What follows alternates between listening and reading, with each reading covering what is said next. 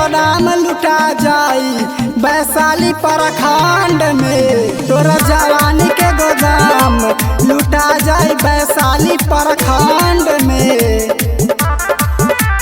तोरा जवानी के गोदाम लुटाई वैशाली प्रखंड में।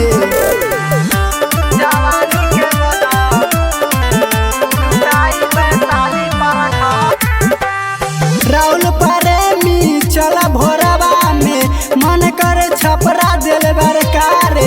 तोरा जवानी के गोदाम लुटाई वैशाली प्रखंड में।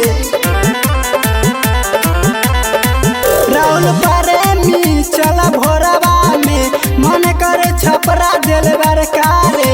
तोरा जवानी के गोदाम लुटाई वैशाली प्रखंड में।